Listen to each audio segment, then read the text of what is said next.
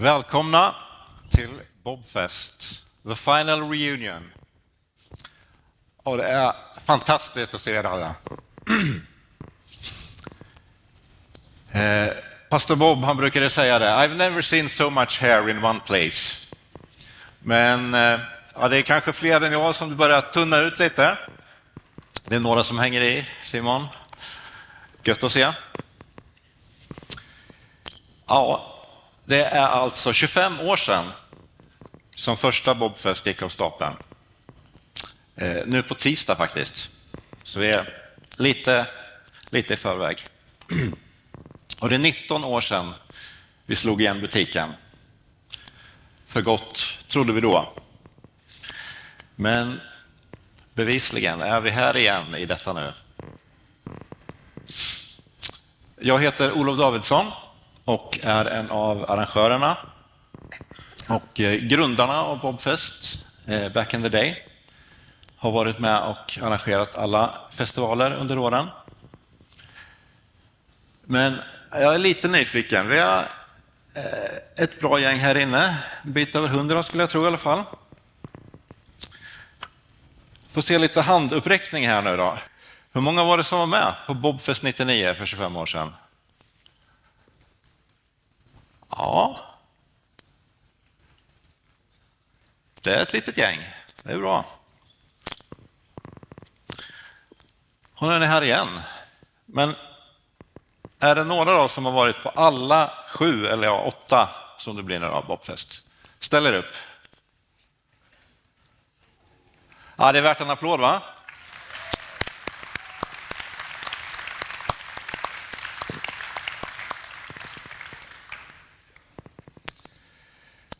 Jag ska ta med er på en liten tillbakablick på de här åren, 1999 till 2005.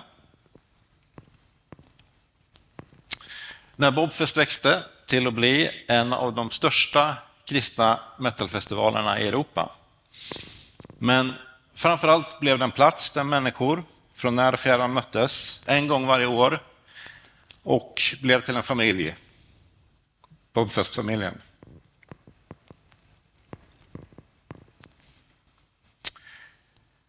Det kommer att bli en god portion nostalgi förstås. Och i slutet kommer ni också att få en hälsning från mannen som har gett festivalen dess namn. Han kunde tyvärr inte vara med oss på plats här idag. Han har precis tillfrisknat från lunginflammation. Men jag vet att han har betytt väldigt mycket för många av oss här inne. Pastor Bob. Och jag ska också säga så här att det här blir ju naturligtvis mina minnen till mångt och mycket. En del kanske minns andra saker.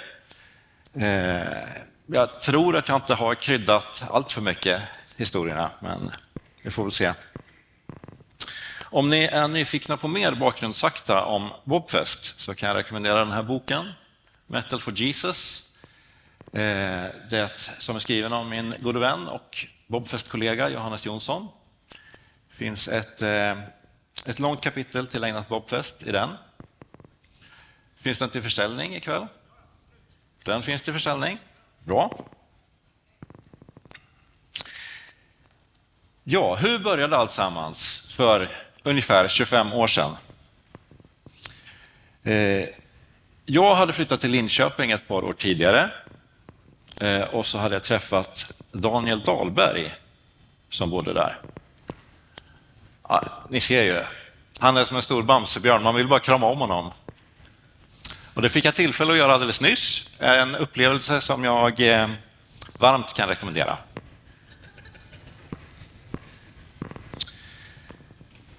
Men Daniel, han hade varit över i USA, bott hos Pastor Bob och hade börjat fundera på, tänker man kunde ta hit honom och göra någon grej av det. Och vi började fundera på om man i samband med det här kunde arrangera en kristen hårdrocksfestival i Sverige. Och vi fick kontakt med Rickard Bransell, Samuel Sporrenstrand, Johannes Jonsson och Micke Hjälte. Och alla de här hade liknande visioner om att dra ihop någon form av metal happening.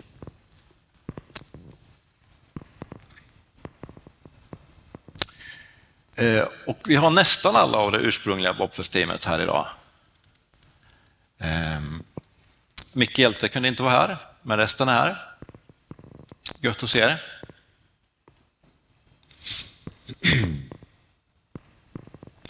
Daniel skickade den här till mig i förrgår kväll. Bobfest 99s mål är att genom olika slags kreativitet verka för människors frälsning, uppbyggelse och den enda sanna Gudens ära. Den här gillar jag. Kreativitet. Att på olika sätt, främst genom tal, musik och totalröj, få uttrycka det som Gud har lagt på våra hjärtan och få uttrycka vår glädje inför honom. Och människors frälsning, människors uppbyggnad och Guds ära.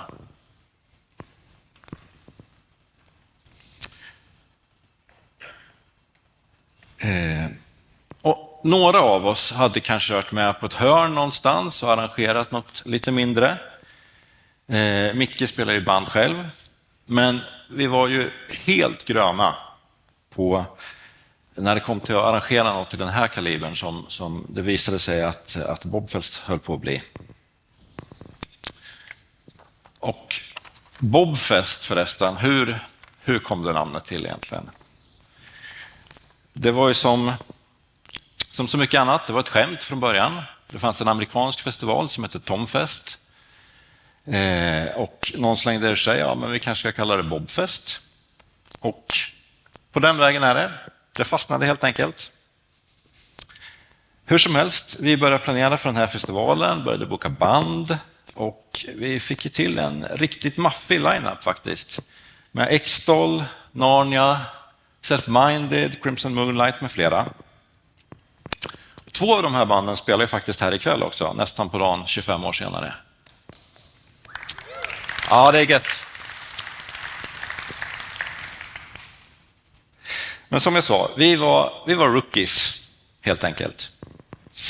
Ett av misstagen vi gjorde var ju att vi försökte göra precis allting själva. De flesta av oss, vi var i 20-årsåldern. Sporren, du var knappt torr bakom öronen. 19 tror jag. Och vi visste ju inte jättemycket om hur man arrangerar en 3-dagars hårdrocksfestival på bästa sätt. Och mycket riktigt, vi drabbades av bakslag direkt. På morgonen den 19 mars fick vi reda på att den ljudtekniker som vi hade hyrt in till kvällens konsert hade blivit sjuk och det innebar också att vi stod helt utan PA-system. Vi varit några minuter försenade här, men jag tycker ändå att det känns okej i sammanhanget.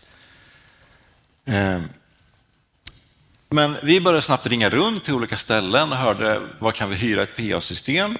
Ja, sen fick vi sätta oss i ett par bilar, åka över halva Stockholm, hämta de här ljudgrejerna på andra sidan stan. Och bara det här att köra runt i Stockholm när man ganska nyligen har fått körkort, fanns ingen GPS eller någonting, var lite utmaning kan man säga. Hamna fel några gånger.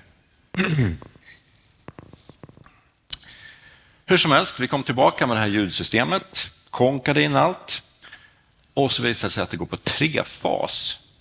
Och det fanns ju bara vanliga kontakter där. I den här gamla bilhallen vi var.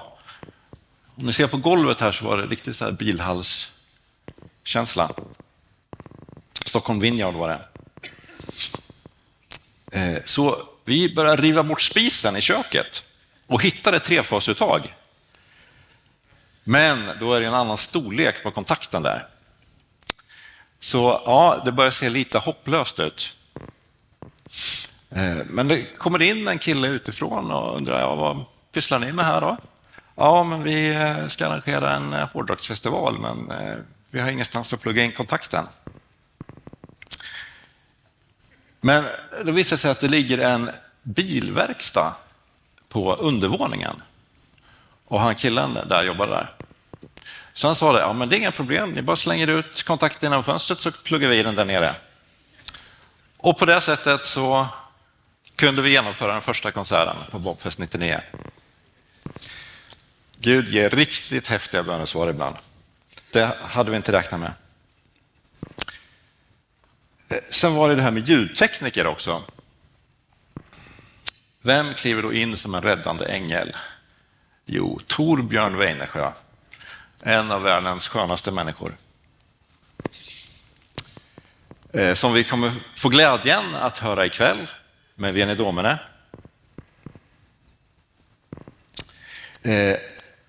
Han hade en riktigt skön inställning. Han sa, ja men det är klart, vi måste hjälpas åt. Ja, så är det. Han ryckte in som ljudtekniker och vi genomförde den första konserten där. Och det här var bara första dagen. Sen hade vi seminarier på lördagen. Och så skulle vi ha den här stora konserten på kvällen på Kvantum på KTH. Och till att börja med så fick vi komma in i lokalerna några timmar senare än beräknat. Så saknades det grejer och ja, vi var väldigt dåligt förberedda helt enkelt. Men efter mycket strul så lyckades vi komma igång med konserterna ungefär 2 timmar försenade. Och jag vet att Pierre Eriksson skrev i Dagen att det borde rendera arrangörerna någon form av fredspris att de inte blev lynchade där.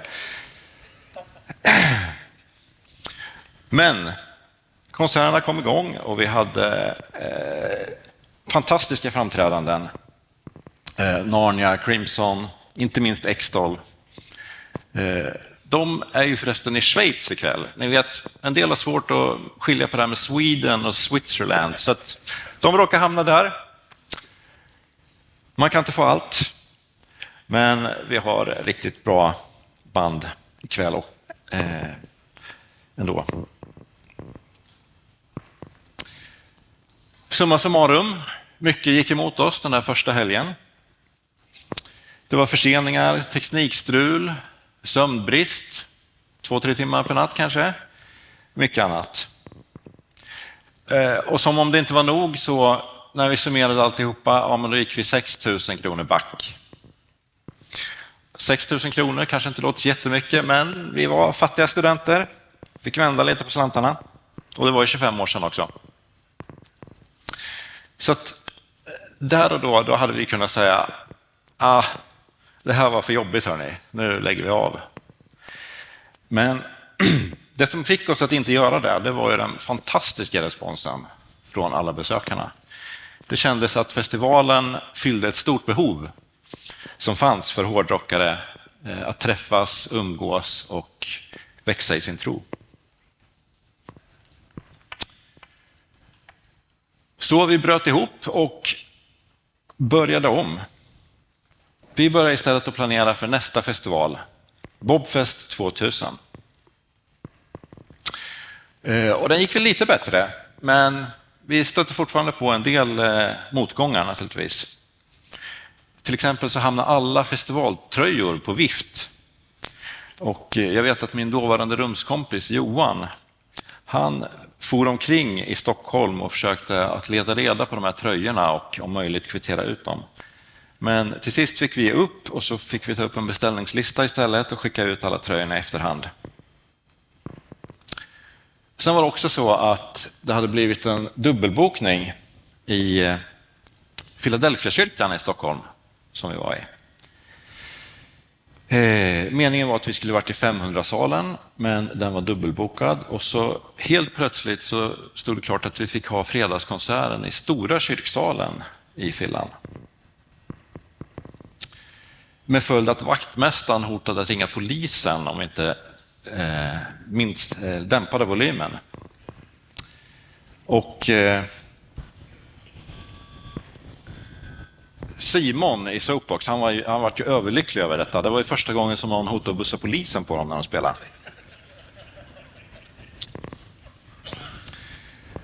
Men lördagen sen flöt på bättre. Då var vi i Fryshuset och vi bevittnade bland annat Antestor, Veni Domine, Deuteronomium. Vi var dock bara 5 personer som arrangerade årets festival. Vi fick stabilt tillskott där av Johan Jansson. Och ja, man kan se våra coola nicknames här också. Pergamon och Kosher och Skalman och så vidare. Så vi var bara 5 personer som arrangerade och även om vi hade lyckats lura dit mina systrar som hjälpte till så blev vi ändå rätt slutkörda. Min syster är här idag förresten, Malena. Det blir din 7:e Bobfest, va?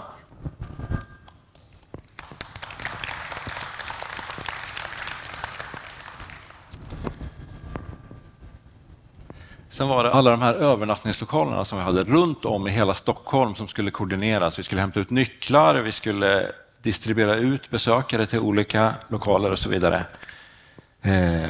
Ja, det var ett riktigt pyssel kan man säga.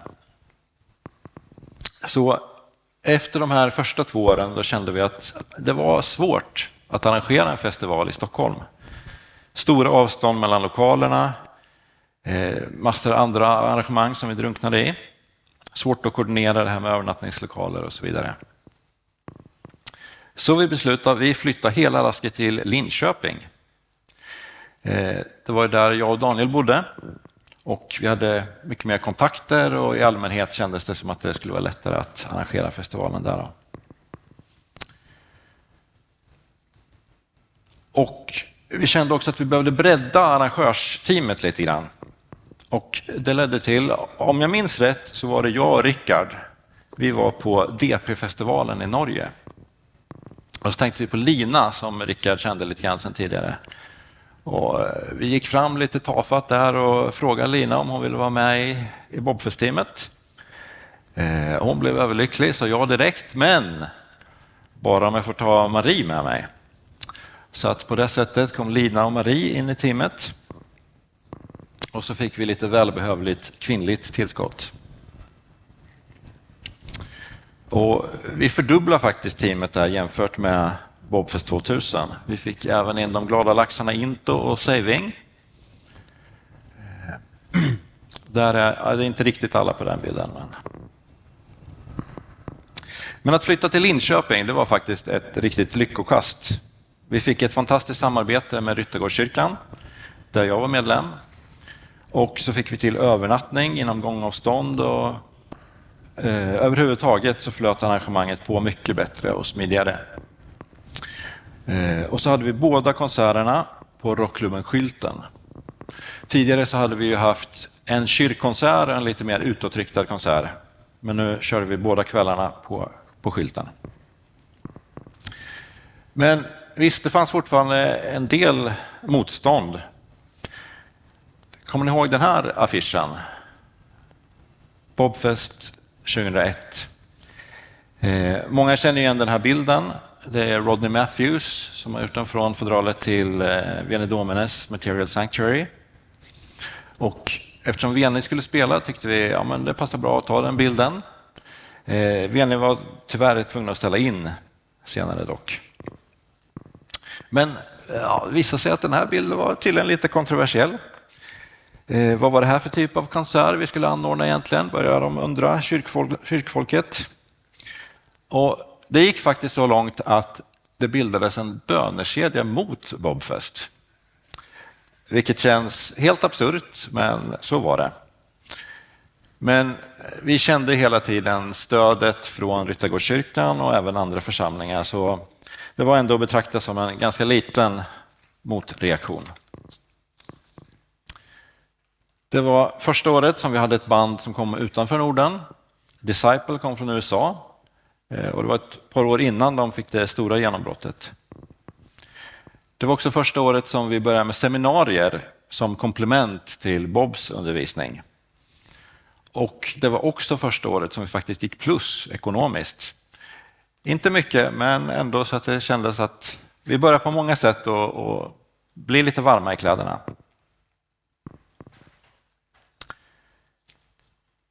2002 så blev det en dubbelbokning i Ryttargårdskyrkan, men det var inga problem. De hjälpte oss och fick in oss i Pingstkyrkan istället. Det gick lika bra i Linköping. Affischen för det här året var mer centrerad på korset. Inga protester där. Och även undertiteln Be thou my vision pekade på Jesus som centrum för festivalen. Musikaliskt bjöds det bland annat på tysk power metal i form av Seventh Avenue. Och så var några av våra favoriter som hade ställt in året innan, Veni Domine och Extol tillbaka. Det här året så var det ju på håret att Bob överhuvudtaget kom till Bobfest. För han trodde att han hade flygbiljetter bokade, men sen så var det inte så och hans agent hade försökt att hitta biljetter, men inte lyckats då. Och vi bad att det skulle lösa sig, men började också fundera på hur ska vi göra om vi helt plötsligt står utan huvudtalare. Bob var ju ändå en stor del av Bobfest. Men till sist hittade äntligen Daniel en flygstol och Bob kunde anlända till festivalen precis i tid tills att det började. Festivalen växte sakta men säkert. Det här året hade vi besökare från åtminstone 14 länder. Och besökarantalet tog ett litet skutt från runt 150-200 till 300 ungefär som kom på hela helgen. Och så fyllde det på ytterligare på konsertkvällarna. Så 2002 då slog vi faktiskt i taket där då, med 400 besökare och vi fick helt enkelt inte ta in fler på skylten. Så vi fick börja kolla runt efter en större konsertlokal till nästa år. Och då kommer vi fram till den 5:e festivalen. Bobfest 2003 eller Bobfest 5. Soli Deo Gloria. All ära åt Gud. Och här hade vi faktiskt en alternativ logga. Kommer du ihåg vad vi kallar den här sporren? The Skull of Love. Var det inte så? Ja, 2003. Vi var tillbaka i Ryttargårdskyrkan igen. Men vi letade som sagt efter en större konsertlokal. Och då hamnade vi på Kupolen i Folkets park. Som hade plats för drygt 1000 personer. Numera är det faktiskt Pingstkyrkan i Linköping som har den lokalen. Men på den tiden då var det en del av Folkets park. Det finns en historia här om att det var någon som ringde polisen strax innan konsertstart och sa att det stod hundratals svartklädda människor på parkeringsplatsen där utanför Kupolen. Och polisen frågade, men är det något bråk då? Nej, men det kommer det bli, sa de. Så polisen kom dit. Och det var ju hur lugnt som helst naturligtvis. Och personalen på Folkets park där sa att det var ett av de lugnaste arrangemang de någonsin hade varit med om. En vanlig danskväll så var det betydligt mer ostädat. Och alla vi som sitter här vet ju att hårdrockare är ett särdeles snällt folkslag. Ni vet ju alla att ikväll har vi en fantastisk återförening efter 10 år när Veni Domine återigen står på scen. Men det här året, 2003, då hade vi faktiskt en återförening efter 13 år. After 13 years of silence, back together and on stage again, Leviticus! Leviticus stod på scen igen efter 13 år. Riktigt kul. Och hela den här konserten finns inspelad, släpptes både som skiva och DVD. Finns nog på YouTube också om man skulle vilja titta där. Men Leviticus var ju lite av huvudnumret det här året, så vi tänkte att det skulle vara naturligt att de körde på lördagskonserten. Men de insisterar på att spela på fredagen.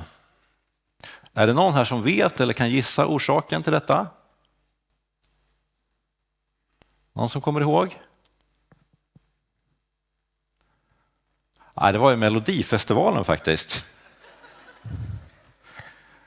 Det var så att Björn Stigson, han var producent till den här låten Give Me Your Love som gick och vann hela Melodifestivalen 2003. Så han var tvungen att vara på plats på Melodifestivalen och det var alltså samma lördagkväll som vi körde Bobfest i Linköping. Men de flesta av oss hade ju ändå den goda smaken att välja Bobfest framför Mello. 2004, det var året då vi fick riktigt långväga besök. Tillsammans med arrangörer i Tyskland och Holland så fick vi möjligheten att välkomna Kekal från Indonesien. Och det var faktiskt deras första spelning någonsin. Och jag vågar nog påstå att det var nog första och enda gången ett indonesiskt metalband spelade i Linköping också. Och vi hade även besökare från Mexiko, USA och ett stort antal länder runt om i Europa. Och det mesta flöt på bra. Förutom att Bobfest-foldern på grund av diverse teknikstrul, det brukade bli så här. Att den blev inte klar förrän framåt 3-4 tiden på natten.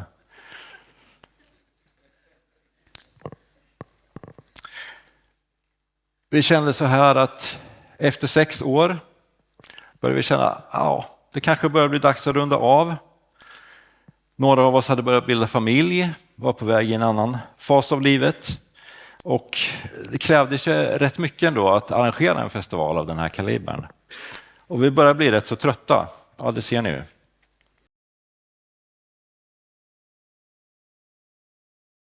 Jag vet inte hur många bilder jag har på sporren som sover av den anledningen. Men som sagt, vi var rätt så slitna. Men vi kom överens, men vi kör en gång till. Och så går vi ut med redan innan att det här är sista festivalen. Och vi satte ett namn som var ganska pretentiöst. Lite kaxigt kanske. Men som vi kände att men det ligger väl ändå hyfsat nära verkligheten. End of an era, rise of a legend. Och rent publikmässigt så slutade vi på topp kan man säga. Vi maxade kapaciteten i Ryttargårdskyrkan med 700 besökare och fyllde nästan kupolen till max med cirka 900 i publiken där. Och med alla medverkande inräknat så var vi nog snudd på 1000 pers. Ett av dragplåstren det här året var ju Tourniquet från USA. Och mig veteligen så var det enda spelningen någonsin i Sverige med bandet. Det släpptes också en live-DVD från konserten med titeln Till Sverige med kärlek. Och det blev en riktigt lyckad sista festival. Det enda som var lite tråkigt var ju att typ hälften av alla besökarna drabbades av magsjuka som spred sig på logementen där. Men i efterhand, då är det också ett minne som man kan lägga till den här kollektiva samlingen av Bobfest-minnen som jag tror att alla ni som var med har många utav. Och vi avslutade hela festivalen med en gudstjänst tillsammans med Ryttargårdskyrkan i Linköping. Åsa Molin som är krönikör på dagen, hon skrev i sin krönika att det var som en försmak av himmelriket att se alla dessa svartklädda hårdrockare sitta tillsammans med pensionärer, barnfamiljer, andra gudstjänstbesökare och lova Gud tillsammans. Och så bjöds det på en version av O store Gud som saknar motstycke med kyrkorgel, metalkomp och Ryttargårdskyrkans brass i en fantastisk kombination.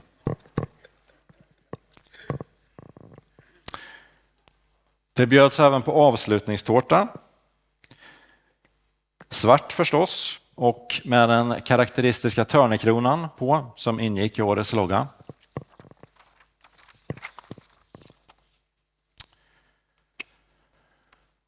Och sen var det slut. Finito. Never again. Det sa vi varenda år, Daniel, men men faktum är att varenda år efter det, i mars, när vårsolen börjar titta fram och fåglarna börjar kvittra, då har det huggit till i hjärtat av saknad efter den här festivalen. Och efter det som blev mycket mer än bara en festival. Saknad efter gemenskapen, metalfrukosten, Bobfest-familjen helt enkelt.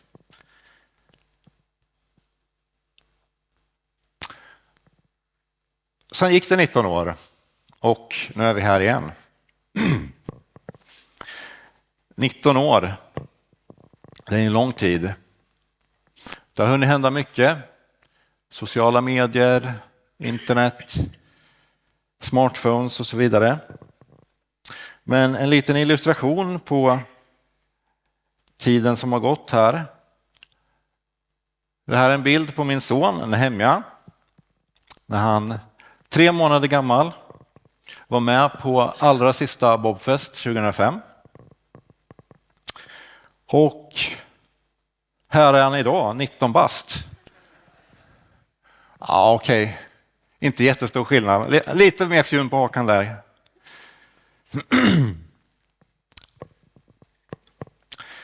Vi har ett urklipp här från Östgötatidningen. Väldigt klatschig bildtext.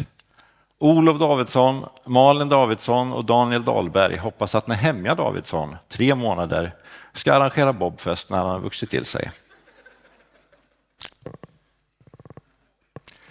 Ja, profetiskt eller inte, men Nehemja är med idag som funktionär.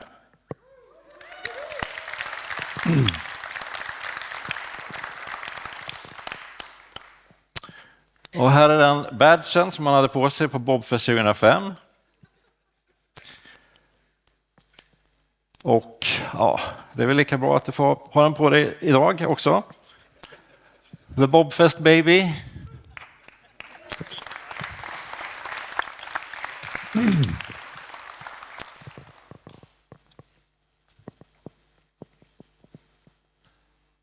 Tack för att ni har lyssnat till den här lilla tillbakablicken.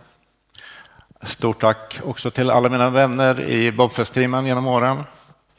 Det har varit en ynnest och glädje att få dela de här upplevelserna med er. Tack så mycket.